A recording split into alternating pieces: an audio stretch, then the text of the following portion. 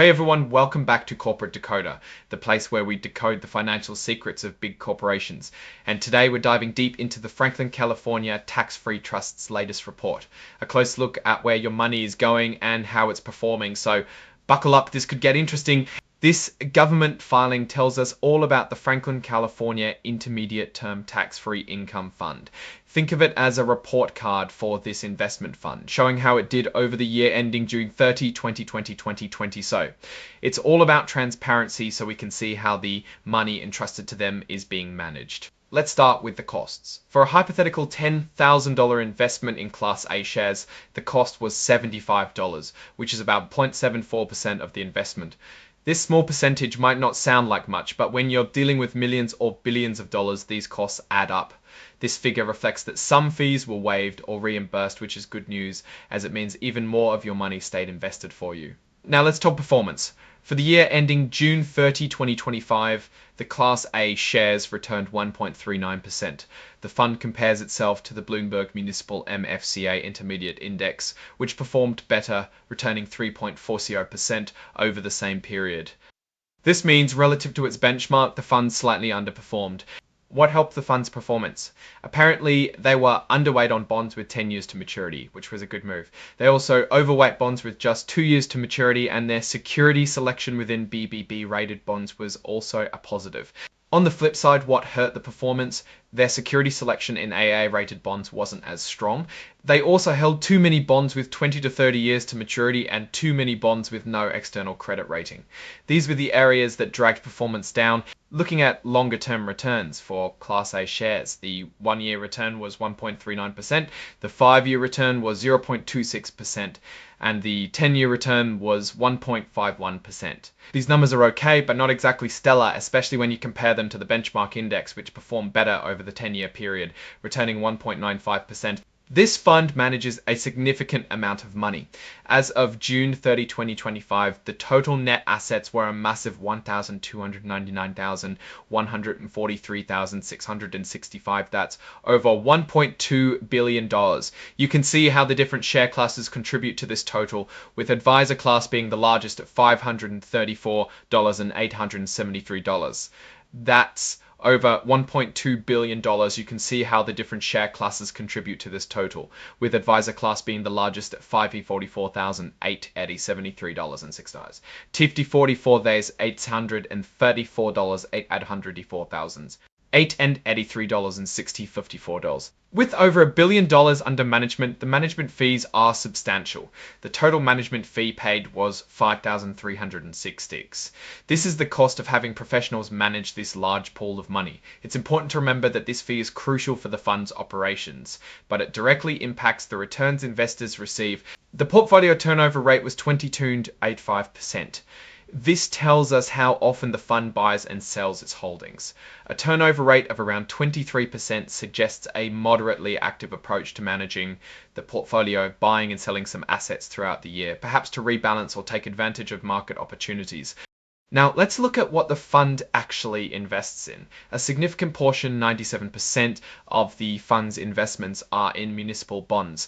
These are debt securities issued by local governments to fund public projects. They're often favored for their tax-exempt status on interest income. To a very large extent, nearly 95% of these municipal bonds are from California.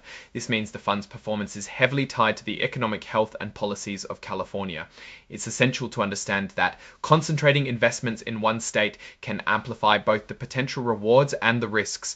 The filing explicitly mentions this concentration of risk. They state that this focus on California can subject the fund to risks associated with industrial or regional matters and economic, political, or legal developments occurring within California and US territories. This is a clear heads up that if California faces economic trouble, this fund could be significantly impacted.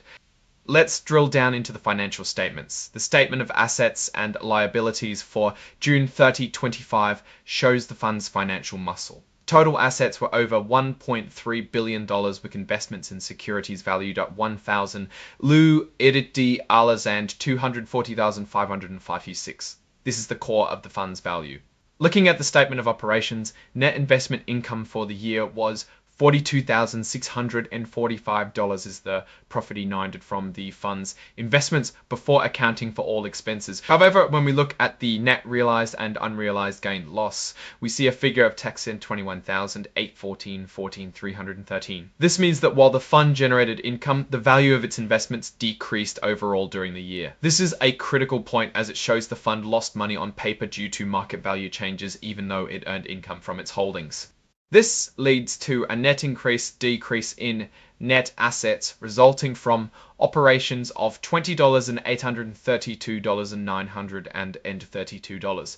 This is the overall profit or loss after considering both income and changes in investment values.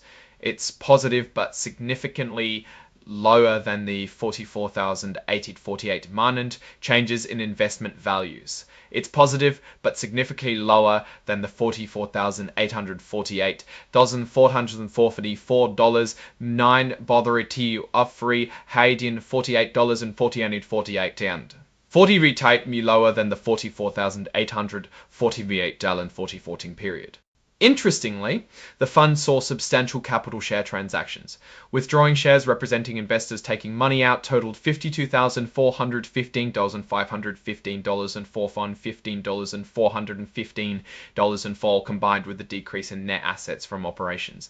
Means the overall net assets of the fund decreased. And who's watching the books PricewaterhouseCoopers LL edited these financial statements? They gave their opinion that the statements fairly represent the fund's financial position.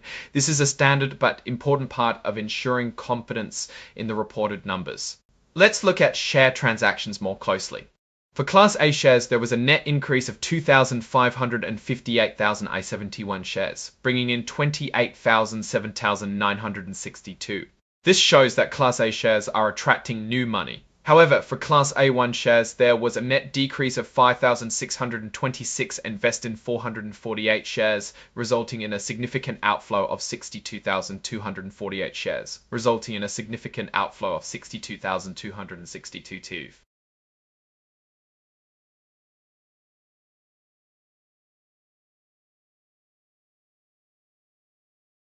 The report also details transactions with affiliates like Franklin Advisors Inc., which is the investment manager. They get paid management fees, and for the year, the gross effective management fee rate was a little under 0.5% of the fund's assets. While this is standard, it's a cost that impacts investor returns. Scroll 5. Income taxes. Regarding income taxes, the fund aims to pass through most of its income and gains to shareholders to avoid paying taxes itself. This is typical for such funds. They reported undistributed tax-exempt income, which is essentially income set aside for future distribution. When they talk about fair value measurements, it's about how they value their investments. Most of their assets, a whopping 1,283,037,356 worth of free, are classified as level 2. This means their fair value is based on observable inputs like market data for similar securities, interest rates, and credit risk.